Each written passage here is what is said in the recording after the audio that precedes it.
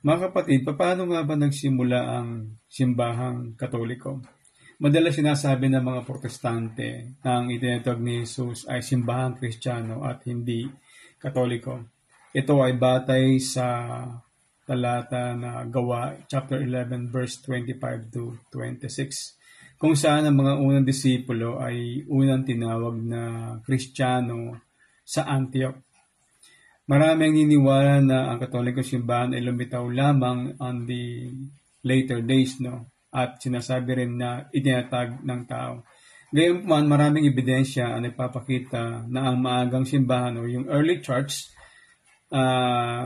sa Antioch ay talagang Katolikong simbahan. Itinatag ni Pedro ang simbahan sa Antioch at hinirang si Evodeus bilang obispo nito. Sa panahon ni Evodeus, nagturo si Pablo doon at isang batang disipulo na nagngangalang Ignacio na kalaunan ay kilala bilang Santo Ignacio ng Antioch ang umusbong. Si Ignacio, na sinasabing siya ang bata na niyakap ni Jesus sa Ebanghelyo, ay inorden ni Pablo at kalaunan ay naging obispo. Habang papunta si Pablo sa Roma, sumulat si Ignatius ng mga liham at nagbibigay diin sa pagkakaisa ng mga Kristiyano sa terminong Katolikong simbahan na nagpapakita ng pangalang ito ay kinilala na sa mga Kristiyano. Pinaghiwa-hiwalay niya ang mga Kristiyano at ang pandaigdigding pagtitipon ay naging Katolikong simbahan. Maaaring sabihin ng ilan na ginamit ni Ignacio ang Katolikong simbahan bilang pangkalatang termino. Ngunit kalaunan ay naging tamang pangalan ito para simbahan ni Kristo kay Pedro at sa kanyang mga kahalili. Kaya't ang Kristiyano sa Antioch ay parehong Kristiyano at Katoliko. Para sa sino mang Kristiyano ngayon na nagnanais na kumonekta sa Kristiyano na banggit sa ikalawang siklo mga gawa, lohikal na sundan na dapat silang makilala sa Katolikong simbahan. So, ito yung patunay na ang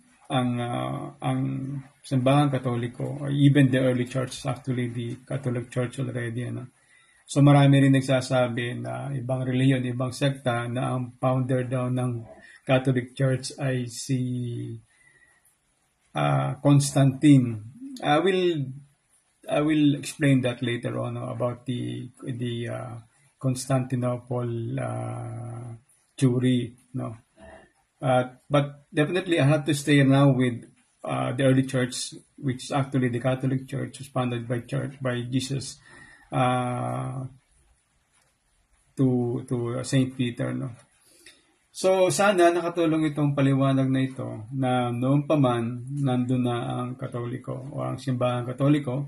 At ang Katoliko, ang ibig sabihin ng Katoliko ay universal. Ibig sabihin lahat ay welcome sa Catholic Church or universal in information.